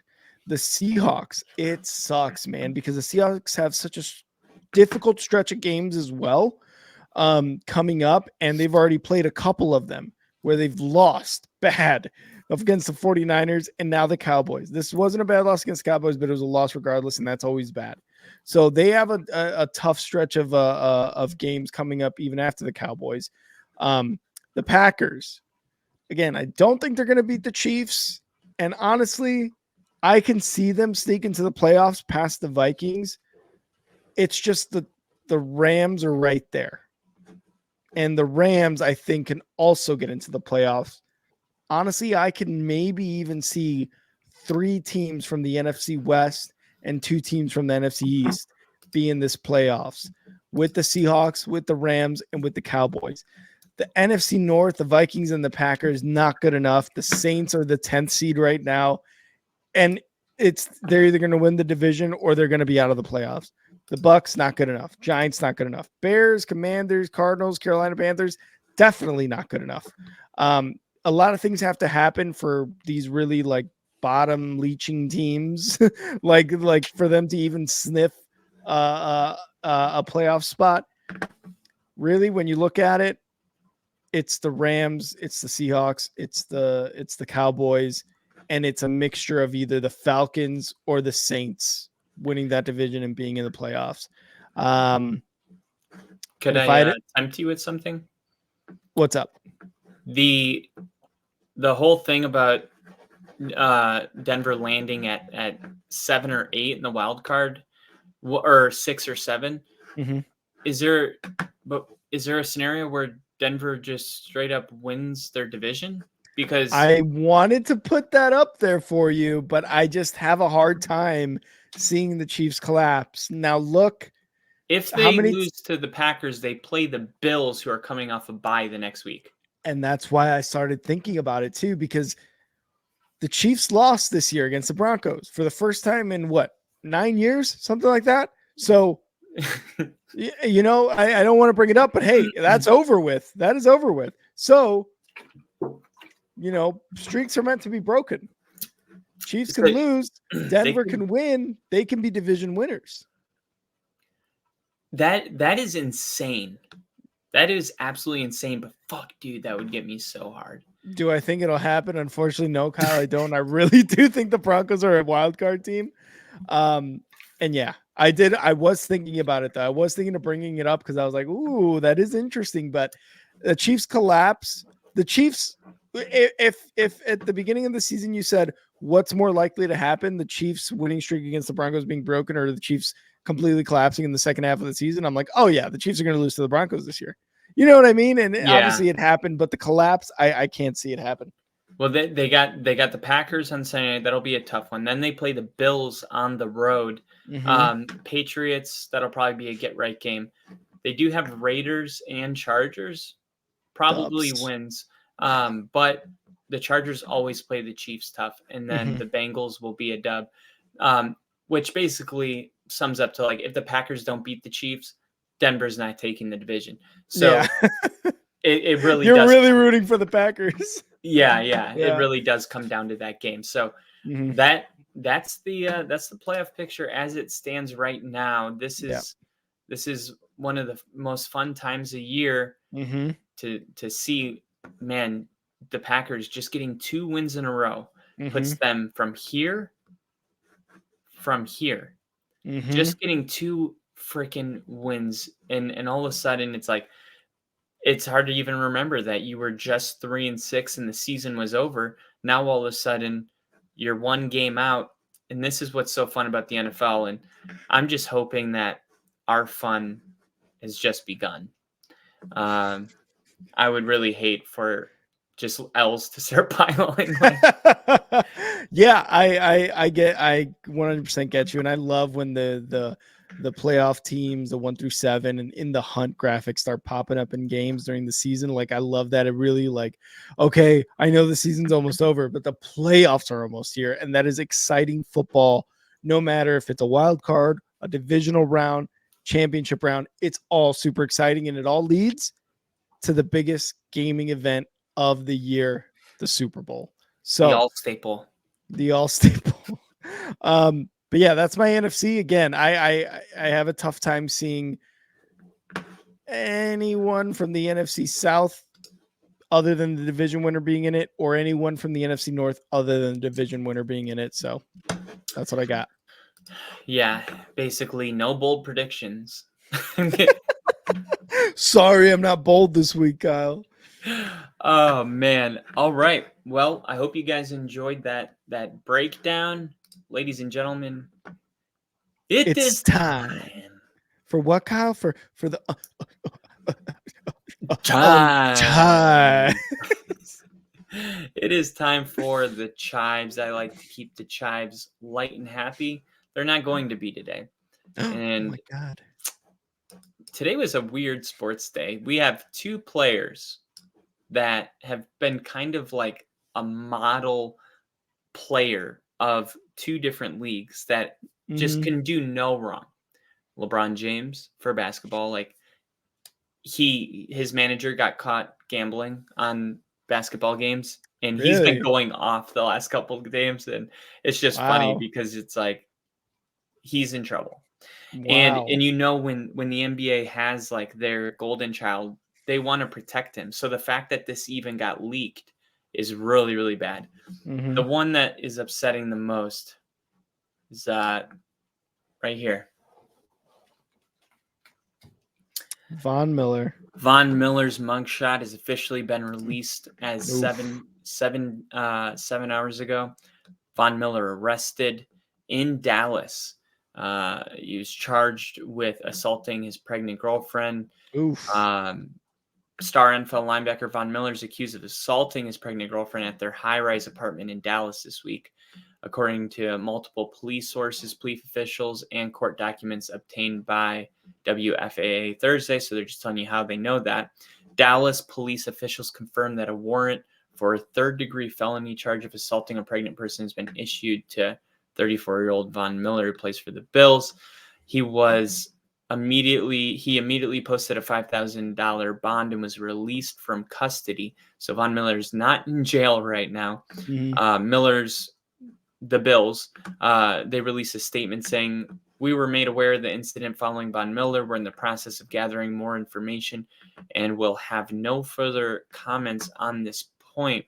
The police said that around 11 a.m. on Wednesday, they had responded to a major disturbance call in his high rise. Mhm. Officers arrived and found Miller's longtime girlfriend with minor abrasions on her left hand and bruising on her neck, injuries consistent with applied pressure to the neck, according to the arrest warrant. I'm just gonna put it like this. That's really terrible. Mhm. And there's a difference between giving someone the benefit of the doubt and and and and you're not guilty until you're innocent until proven Proven guilty, guilty. Yeah. right? And I'm a big believer in that. I the facts need to come out. Anybody can say anything. I'm a victim of that, Mhm. so I'm not giving him the benefit of the doubt, but I'm gonna hold off to have any kind of opinion on it. But nonetheless, terrible news, Yeah. and it's definitely a light that we haven't seen Von Miller in. Mhm. He's just such a leader, and he's so positive, and it's just so kind of left field. And Mhm. I think that's another reason why innocent until proven guilty is because like sometimes things just don't seem like, oh, that's not him. I've been watching this guy for over a decade, and I've never Yeah. seen. But you never know who people really are. So I'm just reporting the news here. But as a Denver Broncos fan, I hated to see this one, but it is major news in the NFL. Mhm. So yeah, I drop it off at the chives. Damn, that's insane, man. I had no idea that Miller got arrested for that. I must have missed it on some of my notifications. I get so much notifications, dude, that I just fucking swipe them away now that I'm just like whatever. I just read the NFL ones, the ones that like pertain to my fantasy league now. But yeah, crazy chives and LeBron thing, the Von Miller thing, insane. But always, always, always remember, get all the facts, Wear get a all the condom. information and wear a condom during you going to jail. Just always get the information first. Always get the facts. Yeah. Never jump on it. Don't be me. Don't be just recency bias. They're gonna lose. This person's guilty. They're an asshole. Although most of the times they are an asshole. But great Plus, chives, Kyle. no, I'm not saying this like she did it. I'm just Mhm. saying anybody can hurt themselves. You know what I mean? Like That's true. there was, it it's one thing if it's like this was in a public place, but it's in the privacy of his house, and there's really I don't know, but Nobody knows. Yeah, Von Miller's a very wealthy person, and he could have been cheating or something. People go true. crazy about that shit. Yeah, We just don't know, what we kind of do not know. chaos. We do know chaos happened, but we don't know. Mm-hmm. We don't know any details about it. So we'll keep you updated with that news. And sorry to leave on a down note. It's major news, and hopefully it gets resolved soon. I hope that they can settle without going to court or anything. Maybe drop the charges. Mm-hmm. Depending on what happened. If he fucked her up, then he needs to Yeah, be held accountable. But 100%. Because yep. remember, knowing's half the battle. Yes. And you miss 99% of the shots that you miss 100% of the shots that you don't take. Michael Jordan.